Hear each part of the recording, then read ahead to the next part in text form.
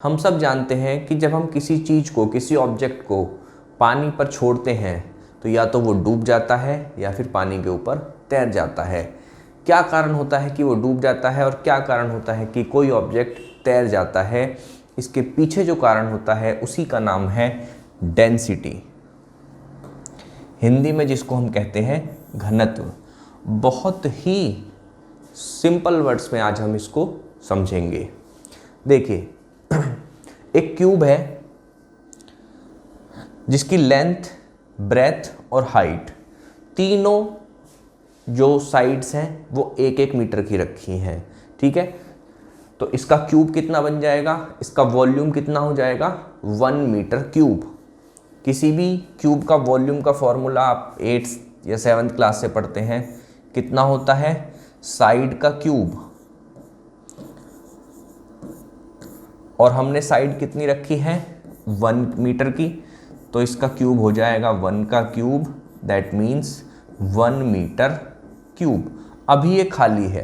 ठीक है, अब हमें क्या करना है, सबसे पहले इसमें वाटर भर दीजिए।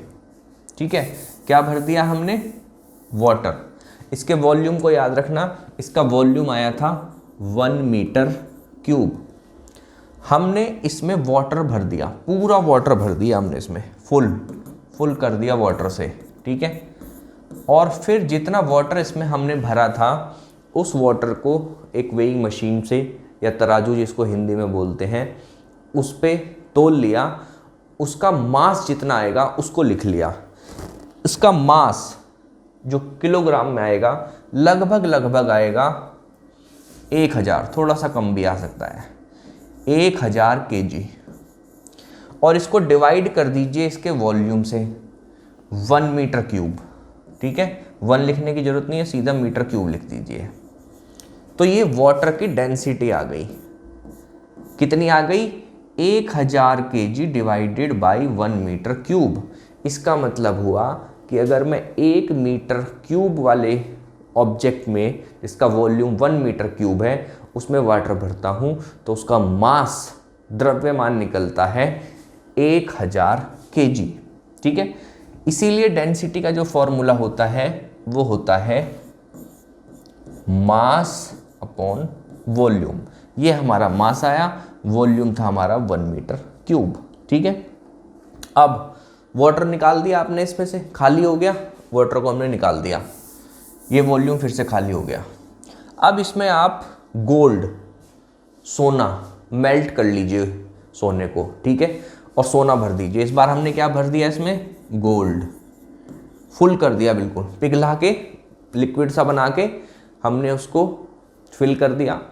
फिर सेम प्रोसेस, हमने उसको तराजू पे तोल लिया, वेटिंग मशीन पे। गोल्ड की जब हम वेइंग मशीन पे उसका द्रव्यमान या मास चेक करेंगे तो वो लगभग आएगा 19,000, इससे थोड़ा सा ज़्यादा भी आ सकता है, लगभग बता रहा हूँ अप्रॉक्स 19,000 मीटर क्यूब। अब आप चेक करो, वाटर का कितना था 1000, गोल्ड का कितना आया है 19,000। ठीक है, वॉल्यूम दोनों का सेम है, वॉल्यूम चेंज नहीं हुआ है।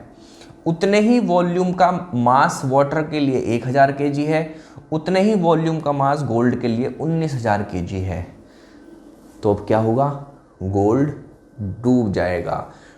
बहुत सारा पानी भर लो किसी तालाब में, गोल्ड की छोटी सी कोई भी ऑब्जेक्ट बना लीजिए, छोटा ऑब्जेक्ट बना लीजिए, ठीक है, छोटे से छोटा, वो डूब जाएगा। अब इसमें आप भर लीजिए हवा। ठीक है, खाली छोड़ दीजिए इसको, हवा, एयर, और एयर का वेट कर लीजिए फिर। ठीक है, मास निकाल लीजिए उसका। एयर का जो मास आएगा लगभग 1 kg, थोड़ा सा ज़्यादा आएगा, मैं अप्रॉक्स में लेके चल रहा हूँ समझाने के लिए। ठीक है, सबसे कम, इन तीनों में सबसे कम किसका है, एयर का। ठीक है, हवा पानी के ऊपर तैर जाएगी। ठीक है, अगर हवा से आपको समझने में नहीं आ रहा है तो ऐसे समझिए, इवन जो आइस होती है, जिसको बर्फ़ कहते हैं, उसकी डेंसिटी भी पानी से कम होती है, वो भी पानी के ऊपर तैर जाती है। इसीलिए आप देखते हैं कि जब बहुत ज़्यादा ठंड पड़ती है पहाड़ी इलाकों में, तो जो झीलें होती हैं उसके ऊपर बर्फ़ की लेयर आ जाती है, क्योंकि बर्फ़ की डेंसिटी पानी की डेंसिटी से कम होती है, इसलिए वो तैर जाती है। दोस्तों सिंपल सा लॉजिक है, जैसा कि मैंने आपको बताया, वॉल्यूम बनाना है और मास कैलकुलेट करना है, मास कंपेयर करना है। जिस ऑब्जेक्ट का मास पानी के मास से कम आ जाएगा वो ऑब्जेक्ट पानी पर तैर जाएगा, जिसका मास पानी के ऑब्जेक्ट से बाहरी ज़्यादा आएगा वो पानी में डूब जाएगा। दोस्तों अब सबसे इंटरेस्टिंग बात यह है जिसको हम नेक्स्ट वीडियो में लेंगे। शिप जो पानी में तैरते हैं, ठीक है, वो बनते हैं आयरन स्टील के, जिसकी डेंसिटी होती है पानी से ज़्यादा, बहुत ज़्यादा, लेकिन फिर भी वो पानी में नहीं डूबते। क्यों नहीं डूबते? अगर आपको पता है तो इसका जवाब दीजिए, नहीं तो फिर हम नेक्स्ट क्लास में इस चीज़ को डिस्कस करेंगे। बाकी ये हमारी ऐप है, प्ले स्टोर पर आपको आसानी से मिल जाएगी। यहाँ पर हम मैथ साइंस के कई सारे कॉन्सेप्ट डिटेल में डिस्कस कर रहे हैं, आप इसको भी डाउनलोड कर सकते हैं। बात अच्छी लगी है तो शेयर जरूर कीजिए और मेहनत करते रहिए। Good luck.